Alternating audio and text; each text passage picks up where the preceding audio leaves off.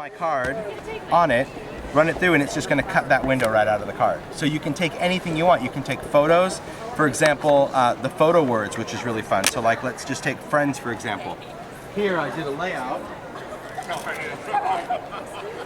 where I laid the photo right onto the die, and it actually cuts it out. So what's interesting about the words is that it's not cutting out a design, it's cutting out the stuff you throw away, and you're left with the design.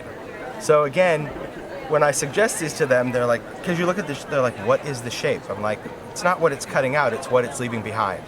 And I think that's kind of, that's the fun thing that I've been able to do with Sizzix, kind of shake them up a little bit, because yeah, you know, they're used to the cutting a balloon or whatever it is, and it's like, you want us to do what? But I mean, I think laying photos or anything down, I mean, this could even be a piece of ribbon, a wide ribbon that you lay down, and that's going to cut that out. It could cut it out of anything, and that's what the base tray allows it to do. You could do ribbon. Yeah. Oh, absolutely. Canvas, anything like that. All right, so let's show you a couple of things really quick. I don't know, there's so much stuff to show you. So we'll talk first about the mini movers, and I think I'm juiced up, which is good.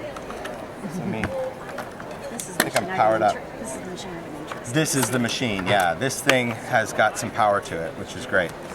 So we'll talk about the minis. So the mini movers and shapers, these are one of the new releases for the show. And the whole idea behind this is that, again, this is a steel rule die, it's small, but what people have to, I think, kind of learn about the minis is that the idea behind a mover and shaper was to cut out a window.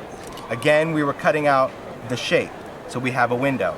But I've designed these also that you can use the little piece that you cut out as well, so you kind of get double duty. So let's take, for example, the artist trading card. So this is an artist trading card base die. Again, it's the mover and shaper because these little guys are magnetic, and if you're gonna put them in, I did size them so they fit. If you're gonna use any of the minis, they've got to fit the artist trading card. So we can drop that right in there. Maybe we'll take a piece of grunge board, for example. I'll lay this down, and I'm just gonna make my sandwich, just 2 clear pads. And again, when you're working with the Vagabond or any of the Sizzix machines, there's no letters on the plates, it's always just 2 clear. Put it in the machine to engage it. Now this machine has a directional switch. The Vagabond you can use right or left-handed depending on where it is on your workspace. That's why we did this feature. And then you're just gonna hold the power button down, and that's just gonna take it through. So whether it's chipboard or grunge board or felt or acrylic or anything like that, that's just gonna run it through, and this is going to be our cut. So it's gonna cut out these photo corners that have that cool crease in there because they have to look vintage, of course. And then it's gonna cut out our shape. So we're gonna pop this out, and this is really what you were cutting out, right? That's what we were going for with this. We want the inside or the window piece. But this, what's left, you will have to pick it out. I gotta see if I threw my pick in here yesterday. I need my craft pick, there it is. This you can go in and pick it out. Now one of the things that is important that people need to understand when it comes to the dies, and I get emails about this all the time, they're really concerned about the foam. The foam is really just for protection. It's to actually keep the blade from just being exposed on the die, but it doesn't affect the cutting of the die. So if you have a detailed die that you're doing a lot of picking and you eventually dig out the foam, it's still gonna work. It's just gonna look like a pin cushion, but it's still gonna work. So here I'm able to pull that out, and now I've got this shape as well. Right, so you can utilize both pieces. In fact, you can kind of connect the two if you want. I'll show you a finished sample of that one. It's pretty fun.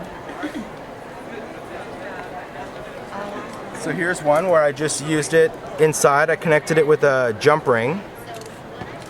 Yeah, so you can utilize both pieces if you want. You don't have to. Again, you could just have that cool silhouette that's going over something, or you can use that as an embellishment, or because it's the same shape, you can use it to dangle inside, which I think that's what makes it so fun. So again, that whole thing just really opens it up. And these pieces you always want to clean out just by picking that, digging it out, peeling it off. I'll do that later. Yeah, or I'll ask Mario to do it. All right, so let's show you some other things. Some other things that we have, of course, we've got some on the edge dies. Now the on the edge we did Tattered Pennants, so this is going to give you kind of your little flags that you can do on the edge. We've done some mini, so this is a mini pinking and a mini scallop, so these will cut decorative edge. I've done a really cool wild tree branch, and I've also done some steampunk gear. So let me just show you kind of on this one, for example. I'll just show you on the same piece of grunge just to show you. Cutting pads, same thing. Now these are all interchangeable. So it's the same thickness of plastic. So if you wanted to use, for example, this on your base, which I tend to always do, and then I'll just use my on the edge for the top, because you get 2 in a pack and then it lasts longer. Yeah. So I'll just put that in, and again, if you can see it, I don't know if the camera's gonna pick that up, but you've got 2 different designs. If you go in from this side, we're gonna cut the short pennants, and if we go in on this side, we're gonna cut the longer one. So I'm just gonna put my material just past that blade. Now this will cut up to really 5 3/4 is the blade, but 6 inch is the whole opening. So even if you do a 6x6, you would still put the entire 6-inch piece, and all you'd have to do is snip each end, and you'd have that edge like on a mini book. So the machine itself will take up to 6 inches, which is good. All right, so we pop that off, and that's going to be our die. But this is also our piece. So you can use both. So now you've got these cool little pennants that you already have, or you can do the same with this. You can cut this apart if you want, or what's really nice is a lot of people are sewing. You see people sewing through their paper. Total cheating way, because then you can sew it and then cut them all off and they'll be connected instead of putting one in the machine at a time. It's another little trick. I know. It's a lazy way, I'm gonna do it. That's how it is. All right, so let me show you this one. This is another cool one. This is the Tattered Banners, and this is really great because, again, the whole banner, pennant look, that's really fun. Here I'm just gonna take a piece of paper. Now, I've gone and I've taken my paper and I've just cut it. I've just chopped it off, so I've got that whole gummed pad. I just took a 12x12 and chopped it off. I use the rest for something else. So I'll lay this down. I think I'm just gonna do them in gray. So I'll lay this on my decorative strip. Now again, you need cutting pads for that, 2 clear pieces. We're gonna make a sandwich. Now because this is a thinner die, these thin dies are only for paper. You can't cut grunge, you can't cut metal or anything with this unless it's really thin like a foil you could do. But now I need to go into the platform, and this platform comes with the Vagabond. It has a solo shim. This is a piece that clips on. And the nice thing about this is it has pictures that lets you know when you need to use the shim and when you don't need to use the shim. But it all comes together. Basically, anytime we're cutting, we're gonna use the shim, and there's our picture of our die so we know that's what we need to use. We're gonna lay all of this together. This is exactly the same length as this, so you wanna make sure that everything fits before you start. Don't have this hanging off, because then this part won't get cut. So we're gonna engage that. Let's get this out. You can tell this how I do it at home. Whatever's there, it just falls out when I go to do it. Right by the Sizzix people.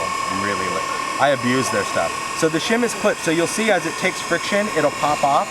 And I did that intentionally because this machine has so much torque. If that was stuck down, it would always ripple and crease. And so we wanted to have some give, so then it will always lay flat right back down. So here is what we've cut out on this one.